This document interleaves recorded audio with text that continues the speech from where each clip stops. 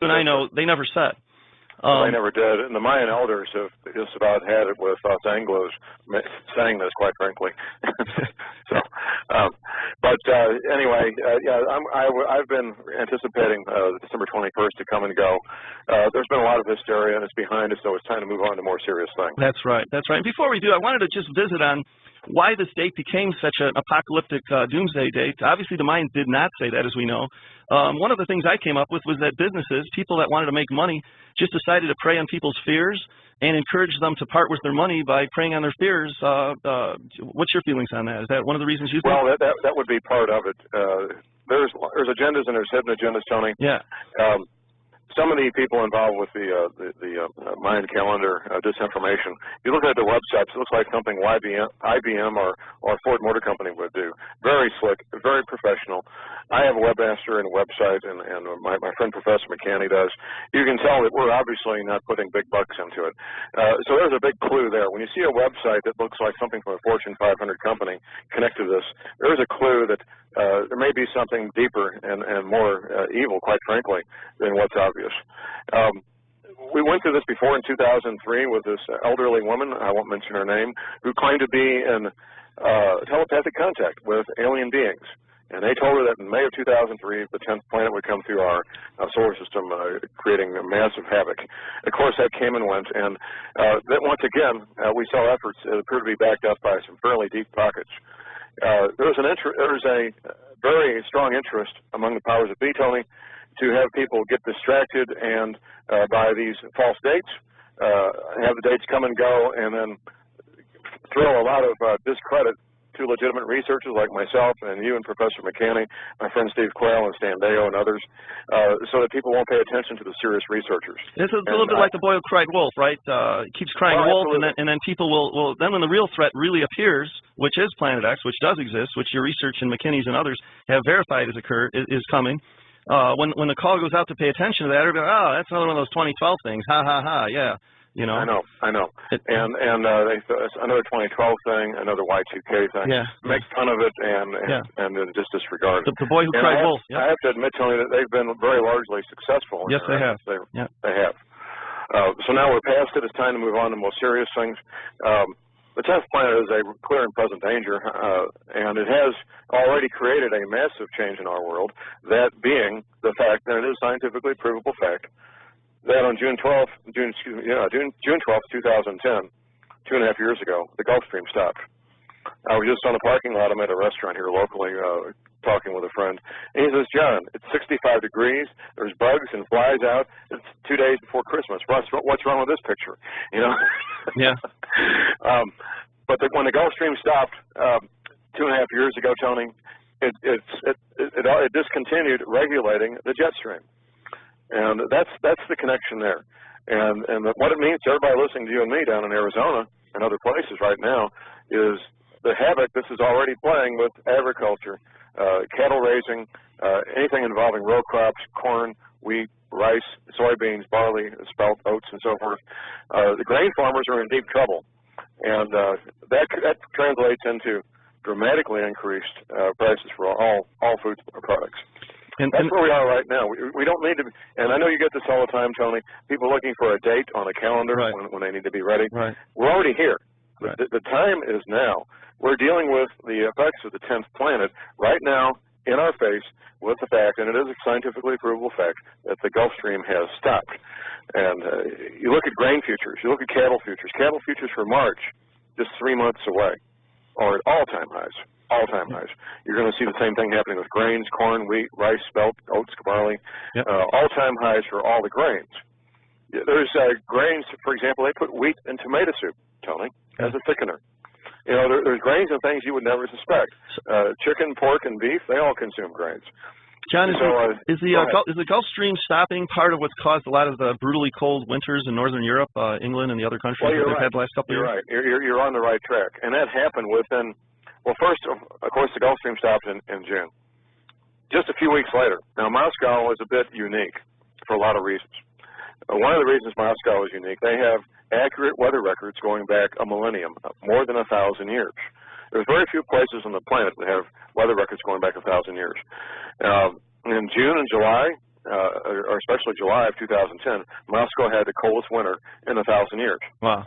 Just 6 months later, they had the coldest winter in 1,000 years. Right now in Moscow, they're having brutally. Now, people who live in Moscow know about cold weather. I mean, yeah, they drink vodka to get through it, from what I understand. Well, that doesn't work too well, but they do it. But they're having temperatures right now in the early to mid-December of minus 50 degrees centigrade. Now, people are dying in Moscow right now because of extremely cold weather, and you don't know what winter is until you've been through winter in Moscow. But even they are not prepared to deal with what's happening. John, we're going to have to go to break here. Let's talk a little bit about your research that you've done and the depth and breadth of it with countless Navy officers over several years, and what you've heard from the briefings that they've had with you, or that they've shared with you. Well, yes, Tony. This is what's unique about my work as opposed to everybody else I'm aware of. It's a combination of both naval officers, one intelligence officer from another service, mostly enlisted men, because there's more enlisted men than officers, obviously, and the majority of these men were connected somehow, some way to the U.S. Navy Submarine Corps. And what most people don't know, Tony, is that the U.S. Navy Submarine Corps is almost a service unto themselves. They have their own uniforms. They have very high standards to even get in there. The lowest IQ allowed is 120, and they go from there. And, of course, the average IQ being 100. Right. They don't associate with the surface Navy or the naval aviators, and the highest-ranking submarine officers maintain their loyalty to the submarine corps, and they take care of each other. If you can imagine being in a 10 box for 6 months without seeing sunshine with 100 or so men, absolutely reliant on each other for your very life, you form very tight and very strong ties that cannot be broken over the years. So I first stumbled upon this. A very dear friend of mine, he retired from the U.S. Navy. He was a Navy SEAL and spent many months on submarines, as Navy SEALs seem to do. And we were having lunch in the summer of 2005, and he happened to tell me about a classified briefing about rising ocean levels. I'd already been studying the 10th planet for a number of years before that, so I knew immediately what the source of the rising ocean levels would be, and that's interaction with the 10th planet. It was only a couple of months later, Tony, I had a speaking engagement to talk about terrorism with a local university college, and there was another speaker there, a retired intelligence officer from another service, not the Navy. So we spoke to the college students, and we went to a local pizza place in Rolla, Missouri, and we were sitting there, he and I, his wife, and my friend, a college professor. At some point during our pizza, I found out he did a 3-year tour of duty with the Navy, Submarine Corps. And I never met this man before, Tony, and I knew I may never see him again. So I had to ask the question, tell me what you know about rising ocean levels. So before he can speak up, Tony, his wife speaks up, sitting next to me. She says, John, we're stationed at the Pentagon. It's our last tour of duty. We need to pick a place to retire to. We picked the Arkansas, Missouri Ozarks because of rising ocean levels. Well, I immediately made an appointment to meet him the following week and start making the second revisions. And my friend and I had started a month before making the first revisions to recreate the map shown to these men in the classified briefings, a map showing North America with new coastlines, the old coastlines being flooded and underwater. There was only a few weeks after that, in one of my pistol classes, I teach concealed carry training for people to carry pistols, and one of my students turned out to be a retired Navy submarine officer. During a lunchtime break, I found this out, and I made an appointment with him the following week, and he worked with me to make the third and final revisions to recreate the map that you saw on my DVD. Yeah, let's talk a little bit about maps. The real Navy map. You have the real Navy map in your DVD, but the maps that are on the internet, that if people Google U.S. Navy sea level map, those are not. Right. Those are manufactured by people that and their maps really don't depict what the naval map that you've seen. No, they don't. Heard of you're right. About 2.5 years ago, Tony, somebody took the well-known psychic Gordon Michael Scallion's map, and they posted on the internet claiming it was the Navy map. The official Navy map, right? Which it's not. Yeah, so I just want to make that clear to all our listeners, because I was, I Googled it when I heard about this Planet X and the rising sea levels, and that map. They both show Florida basically gone, right? Both the real one and this one. Scallion put his map together in the early to mid-1980s. From the Rocky Mountains east, Scallion's map is actually fairly accurate, with the exception of Wisconsin. The Navy map shows Wisconsin gone. Scalion's map does not. From the Rocky Mountains west, there's no similarity whatsoever. Yeah, his map shows areas that are 5,000 to 6,000 feet above, 8,000 feet above sea level gone, which would be hard to believe. Precisely. Yeah. Precisely. Which detracts credibility. The real Navy map shows damage in California, Oregon, and Washington going 50 to 100 miles inland, not going hundreds of miles all the way to Nevada. That's a fantasy. It's a lot more credible, right? Right. So the real Navy map is on my DVD, Global Warming, What the Government Isn't Telling You. And during these briefings, Tony, the Navy veterans, they weren't veterans at the time, they were active duty Navy submarine members, they were told that when they retire, they may want to move to the Arkansas, Missouri Ozarks as a known safe haven, which many thousands of them did. I was on a nationwide speaking tour with the Prophecy Club early in 2005, and while I was on a break, a man introduced himself at the Detroit stop. A man came up and shook my hand. He says, "John, in the insurance industry, we've wondered for years, why are there so many retired Navy people in the zip codes of the Arkansas, Missouri Ozarks?" So you're getting multiple independent verifications of this claim. Absolutely. Yeah. Absolutely. Now, because I am active in the community, I teach concealed carry classes. I've had hundreds of students, the majority of them from the Missouri Ozarks. I've bumped into about 24 of these Navy veterans in the last 5 or 6 years. All of them have amazingly similar, almost duplicate stories about what they saw and heard in the classified Navy briefings. I've tracked it back all the way to 1979, when they held a briefing for flag rank officers, admirals, in New Orleans in 1979. So this has been a consistent thing for a number of years now, and the Navy veterans, the submarine men, were not told any specific date. They were told this will happen in your lifetime, and to get ready, basically, to retire from the Navy, set up an independent lifestyle in a safe haven, the Arkansas, Missouri Ozarks being one of them, and just live your life and enjoy life. And that's, quite frankly, Tony, they're not worried about a date. They don't think about a date. It's not a healthy or pleasant way to live. And that's where anguishing over a date. That's right. The Bible says that. One of my main websites is myfearlessfuture.org, and it talks about being fearless and how to be fearless and why to be fearless. And we're gonna have to go to break in a little bit here. In our last segment, at 3/4 after the hour, we're going to talk. You mentioned the Arkansas, Missouri Ozarks, and it's funny. I sent you that DVD from Jesse Ventura's conspiracy theory, where he investigated reports that there's all sorts of underground bunkers being built in the Ozarks. And at the end, we'll talk a little bit about that in our fourth segment. But I just want to give a little teaser to our listening audience to stay tuned for the rest of the show. And I want to share with our listeners how absolutely lucky they are that we have John Moore on here. There is so much disinformation that's been out on the internet about December 21st, 2012, about Planet X, Nibiru, the Destroyer, Wormwood. There's just, 90+% of this stuff is just, it's either intentional disinformation or it's people that are just fantasizing. And what's unique in my experience about John Moore is he has done legitimate research directly from source people that have heard these briefings from the military, and he's confirmed it again. And the story is the same story he keeps hearing again and again and again, and he's interviewed dozens of these people. And so it's really valuable to have him on the show. John, I want to thank you. We're going to go to break now. And is real is the result of his research. John, please share with our listeners the correlations that you've discovered between Planet X and global warming. Great question. You mentioned a film at the beginning of the show. I'm going to mention another film that I think is worth looking at, and actually, I may surprise you. I'm going to mention a couple of films. One of them may surprise you quite a bit. The first film I urge people to watch is titled The Day After Tomorrow with Dennis Quaid. I sometimes say that what we're living right now is the day after tomorrow in slow motion. The underlying premise of the film is that the Gulf Stream stops, and that throws the world into a new ice age. There are some statements in there that are true and are scientifically accurate. There's also some science fiction in the film. The scientifically accurate things are when one of the scientists says, you can't have an ice age until you have global warming, which is true.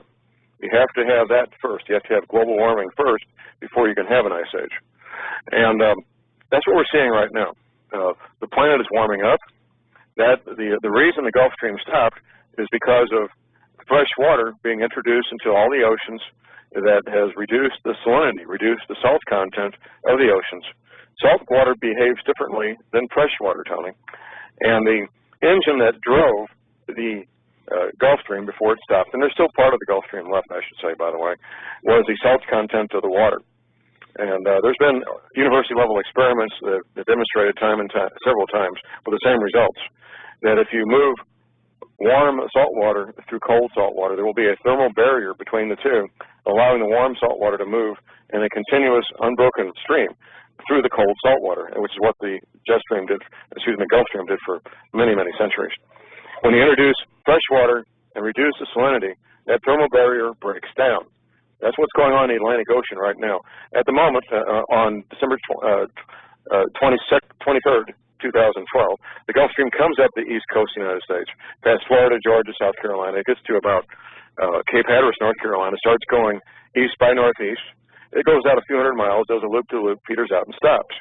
There's a link on my website, thelibertyman.com, to the both a screenshot from an old Navy map. They publish this every 24 hours, when the Gulf Stream was still flowing, a map showing sea surface temperatures, and also a link to the current Navy sea surface temperature map, which is updated every 24 hours. Anybody can look for themselves and see the proof for themselves from a mainstream source, that mainstream source being the U.S. Navy. So the Gulf Stream has stopped, and this film, The Day After Tomorrow, is premised on the Gulf Stream having stopped. Now, the science fiction in there is that human activity creating CO2 greenhouse gases is the reason for it. Nothing could be further from the truth. That is a fantasy. Now go ahead, Tony. Well, I was going to say, for some of our listeners that are skeptical, and I know you're skeptical, and I'm skeptical, and that's, it's our skepticism and it drives and fuels our research. I just wanted to ask you to share with our listeners, which you told me privately, isn't one of the ways that you and the researchers that have really looked into this have been able to correlate that it's planet X and that carbon dioxide increases that's driving the global warming is because the glaciers in Antarctica and the Greenland, they're actually starting to melt from underneath, not on top. They're melting from the bottom. Right. The ice sheet at Greenland, the ice at the Antarctic is melting from the bottom. Now, the ice melt at the North Pole, it's floating seawater, so it doesn't change the ocean level or the salinity, either one. But the largest reservoir of fresh water on the planet is the Antarctic. Right, massive. And the next largest is Greenland. Massive. Freshwater reservoirs. Yeah. People always focus on how much that will increase the level of the ocean, which is significant. If both those sheets of ice melted, it would raise the oceans enough to flood all coastal areas to a certain extent. However, what it's already done is reduce the salinity of the oceans, which is the root cause of the Gulf Stream having stopped. So the film The Day After Tomorrow is very significant. Now, I might surprise you by saying this. Al Gore's film, An Inconvenient Truth, I've talked to very few people who watched the whole thing. There is science in there, and there's science fiction in the movie. The science fiction in Al Gore's film is that human activity is creating CO2 greenhouse gases that's warming up the planet. That's science fiction. The science in there, which is real science, is that as a consequence of this planet warming up, we will have rising ocean levels. Another part of the science fiction is the time frame. He says the middle of the century. It's not going to be that long. I can't say when, but it will be a lot closer to us than 2050. And part of that is because Planet X, as it approaches its perihelion, coming around the solar system every 3,600 years, I believe, its speed changes rapidly. So whatever speed it's traveling at 5 years ago or 2 years ago or this year, it's changing. It's like rocket science, and you're not even developing the rocket, basically, right? So exactly. even the government doesn't necessarily know exactly when it's going to be here. They just know it. They've seen it. They know. They have a better knowledge than anybody. They're not about to release that information. But any good-sized object coming into our solar system, it starts behaving like a comet, having a tail behind it, and also speeding up and slowing down as it goes past the various planetary objects, which makes trying to figure out a trajectory and speed very difficult. Well, the trajectory is easy to figure, but the speed is difficult. The way it speeds up and slows down. And we probably didn't have a lot of technology 3,600 years ago, the last time it was around, to be measuring this thing and assessing it. So anyway, Tony, this planetary-sized object, and people, when you start talking about astronomy, people want to hear about somebody with credentials. Well, I'm a homicide detective. I'm no scientist. But how about this for credentials? The supervising astronomer of the United States Naval Observatory. That's James Dr. McCanney. Robert Harrington. Oh, Harrington. No, Harrington. Dr. Robert Harrington. Right. Now, if you're going to draw a paycheck, Tony, for looking at stars, do you think you might have any more upward mobility than being the supervising astronomer of the United States Naval Observatory? Hardly. Right. You're at the top of your career field. And there's a DVD available on my website. It's entitled Are We Alone? And he's interviewed in his office at the United States Naval Observatory by another key figure, Zachariah Sitchin. And he's talking about the 10th planet as a matter of scientific fact, not scientific speculation. He gives it size, 3 to 5 times the size of Earth. He says it has a far larger iron-nickel core. He shows its orbit, all right there in his office at the United States Naval Observatory. And what's the name of your DVD again that has this on that? That's I didn't produce it, but it is available at my website. Right. It's entitled Are We Alone in the Universe? Are We Alone? Okay. And this is the supervising director of the Naval Observatory, right? The United States Naval Observatory supervising astronomer. Okay. Exactly. Right. So. And that interview was done in the late 1980s, so this has been around a long time. The federal government figured this out in 1979. They've been preparing for it ever since. I won't mention this man's name, but I got his business card in my pocket here. I'm going to pull out and read his title. Homeland Security Regional Response System Coordinator. And how's that for a title? Right. Now, I had coffee with this man about a month ago, and he verified everything that I'm saying. His wife was present at this meeting, and I found out toward the end of the meeting he'd never told his wife about any of this stuff. talk about compartmentalizing knowledge. Well, yeah, and I think they must have had an interesting discussion that night over dinner. You know, why didn't you tell me about this, honey? Well, I didn't want you to worry. I got it all covered. Right. And during our meeting, a friend of his was sitting at his elbow, and he turns to me. He says, "Now you know why I've been doing all the stuff I've been doing, don't you?" Yeah.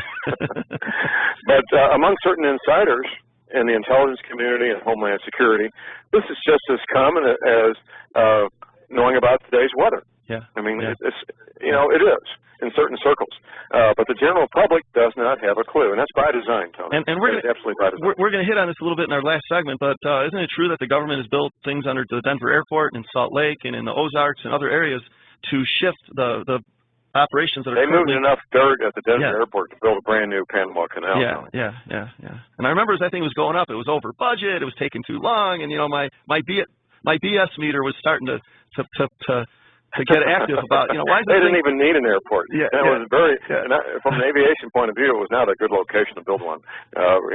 Altitude and wind direction and wind speeds have a lot to do where you pick a site for an airport. It was not a good site. And either last year or 2 years ago, Jesse did a story on that, and he actually interviewed a military official at the opening of the underground bunker, admitting that that's what it's there for, and that it's only open for the government, and the public is not welcome. And, that's right. So. Well, we're going to be going to break in a little bit here. We're going to, our fourth segment, I'd like to talk a little bit about some of the reasons why, the government's building these bunkers, where they're building them, cover the Jesse Ventura thing, and really, help convince our listeners that this is real. I waited to do this show till after December 21st, 2012, because I didn't want this subject to get mixed or blurred with the whole 2012 thing. So that's why we're doing it now. We hit it as quickly as we could, just 2 days after December 21st. And as much as that deadline, which was a false deadline, which was made up, wasn't true, it was a boy crying wolf, and the wolf is coming. Thank you for being on the show here. I want to spend the last segment talking about some more validity of what's going on as far as the government building bunkers. And I want to lead with, I sent you the DVD a couple weeks ago that Jesse Ventura had about, he started the show with, okay, people, they're talking about the government's building all these underground bunkers in the Ozarks. We need to see if this is fact or fiction.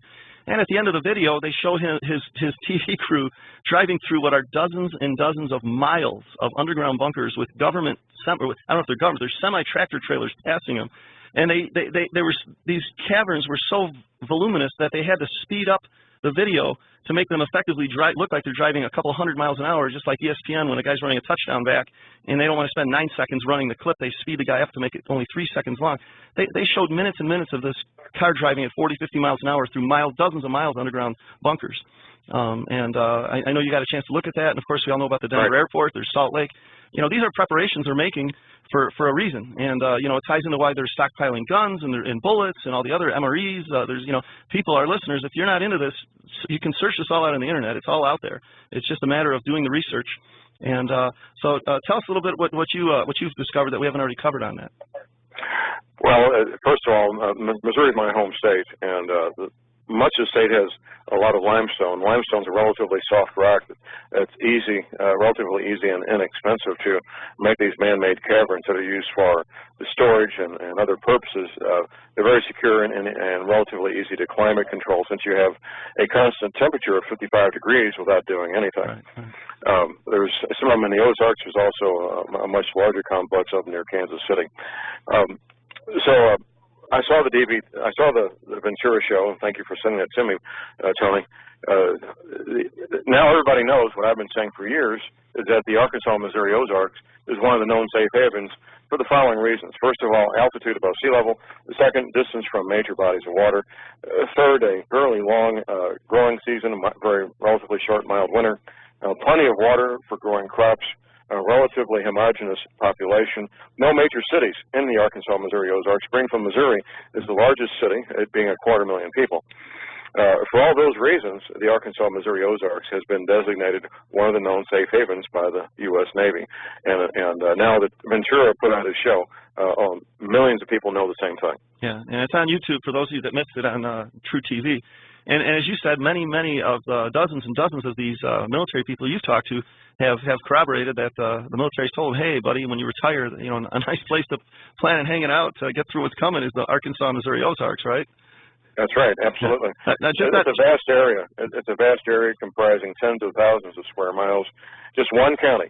Yeah. Just one county in Missouri, in the Missouri Ozarks. Texas County is larger than the entire state of Rhode Island. Yeah. Out of curiosity, do you know of any large contingents of retired naval officers who are hanging out in Miami or low-lying coastal areas in Florida or anywhere else for that matter? You'll find some, but not many. You'll find some. Only those that didn't pay attention to the briefings that they had an opportunity to be exposed to. People have their priorities and things they're going to do. They're independent, of course.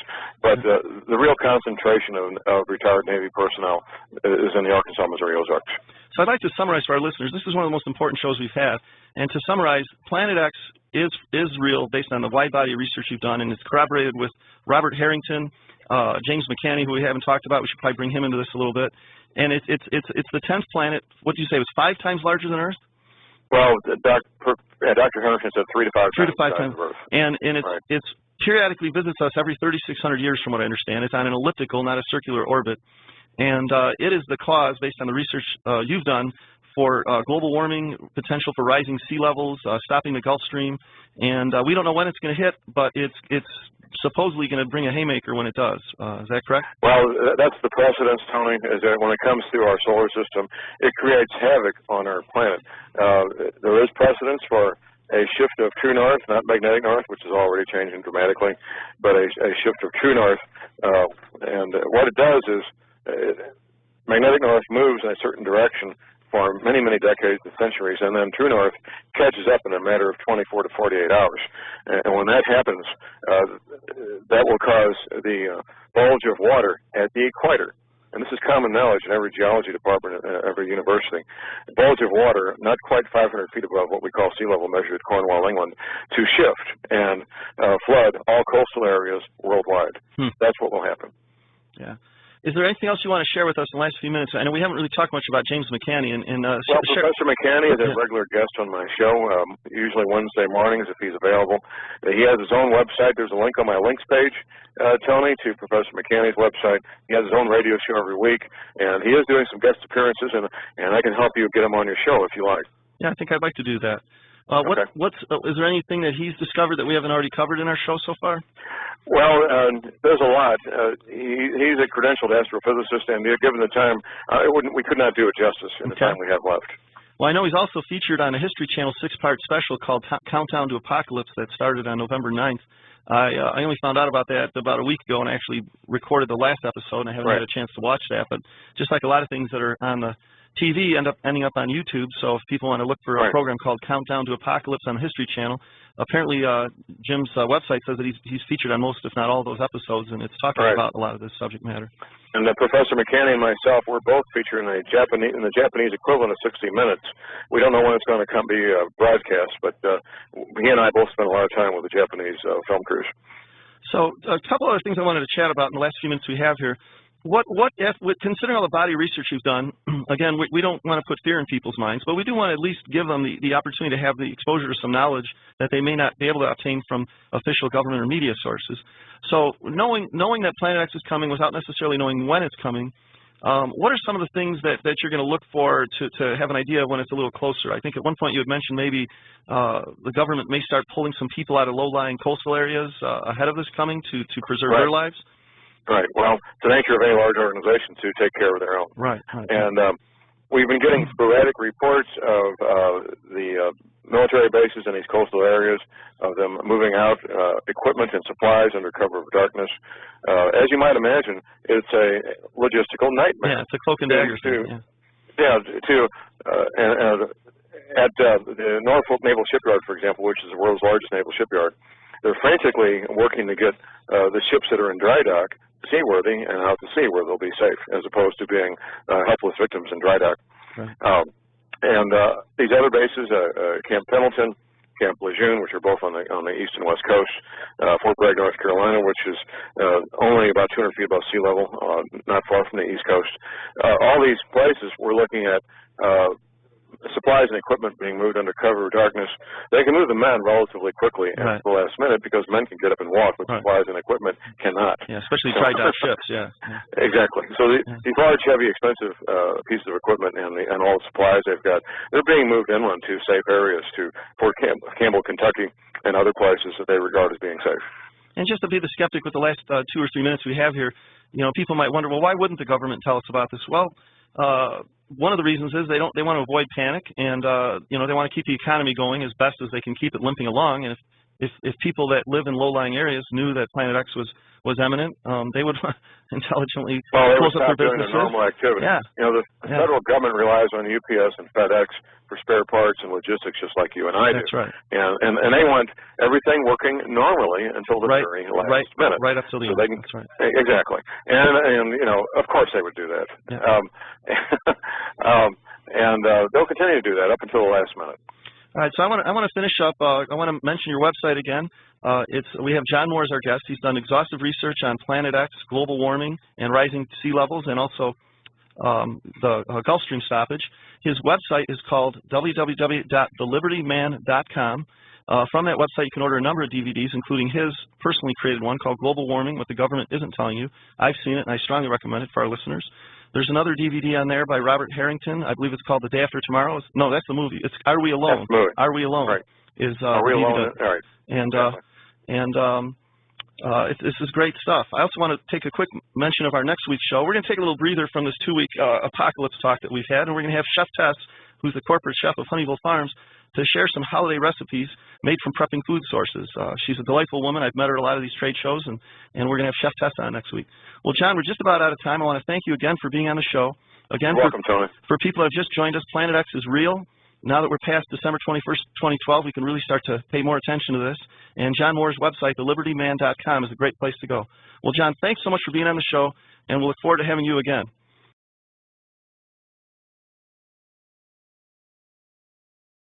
And I know they never said. They never did, and the Mayan elders have just about had it with Los Anglos saying this, quite frankly. Anyway, I've been anticipating December 21st to come and go. There's been a lot of hysteria, and it's behind us, so it's time to move on to more serious things. That's right. That's right. And before we do, I wanted to just visit on why this date became such an apocalyptic doomsday date. Obviously, the Mayans did not say that, as we know. One of the things I came up with was that businesses, people that wanted to make money, just decided to prey on people's fears and encourage them to part with their money by preying on their fears. What's your feelings on that? Is that one of the reasons you think? Well, that would be part of it. There's agendas and there's hidden agendas, Tony. Yeah. Some of the people involved with the Mayan calendar disinformation, if you look at their websites, it looks like something IBM or Ford Motor Company would do. Very slick, very professional. I have a webmaster and a website, and my friend Professor McCanny does. You can tell that we're obviously not putting big bucks into it. So there's a big clue there. When you see a website that looks like something from a Fortune 500 company connected to this, there's a clue that there may be something deeper and more evil, quite frankly, than what's obvious. We went through this before in 2003 with this elderly woman, I won't mention her name, who claimed to be in telepathic contact with alien beings. And they told her that in May of 2003, the 10th planet would come through our solar system, creating a massive havoc. Of course, that came and went, and that once again, we saw efforts that appear to be backed up by some fairly deep pockets. There was a very strong interest among the powers that be, Tony, to have people get distracted and by these false dates, have the dates come and go, and then throw a lot of discredit to legitimate researchers like myself and you and Professor McCanney, my friend Steve Quayle and Stan Deyo and others, so that people won't pay attention to the serious researchers. It's a little bit like the boy who cried wolf, right? It keeps crying wolf, and then people will, then when the real threat really appears, which is Planet X, which does exist, which your research and McKinney's and others have verified is coming, when the call goes out to pay attention to that, everybody, oh, that's another one of those 2012 things, ha, ha, ha, yeah. You know. I know. And another 2012 thing, another Y2K thing. Yeah. Make fun of it and just disregard it. The boy who cried wolf. I have to admit, Tony, that they've been very largely successful. Yes, they have. They have.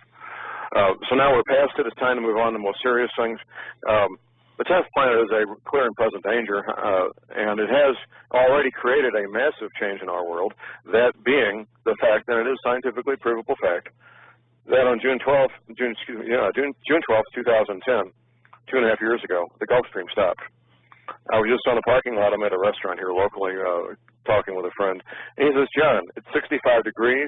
There's bugs and flies out. It's 2 days before Christmas. What's wrong with this picture? You know? Yeah. But when the Gulf Stream stopped 2.5 years ago, Tony, it discontinued regulating the jet stream. And that's the connection there.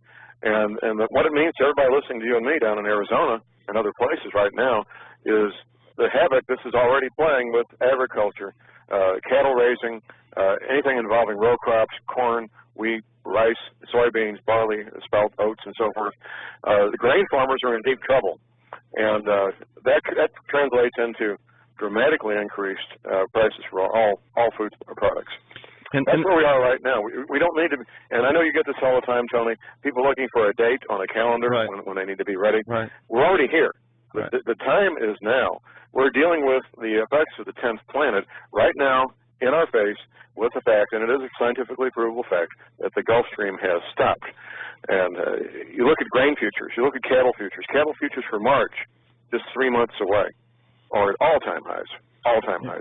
You're going to see the same thing happening with grains, corn, wheat, rice, spelt, oats, barley. All-time highs for all the grains. There's grains, for example, they put wheat in tomato soup, Tony, as a thickener. You know, there's grains and things you would never suspect. Chicken, pork, and beef, they all consume grains. John, is the Gulf Stream stopping part of what's caused a lot of the brutally cold winters in Northern Europe, England, and the other countries that they've had the last couple of years? You're on the right track. And that happened within... Well, first, of course, the Gulf Stream stopped in June. Just a few weeks later. Now, Moscow is a bit unique for a lot of reasons. One of the reasons Moscow is unique, they have accurate weather records going back a millennium,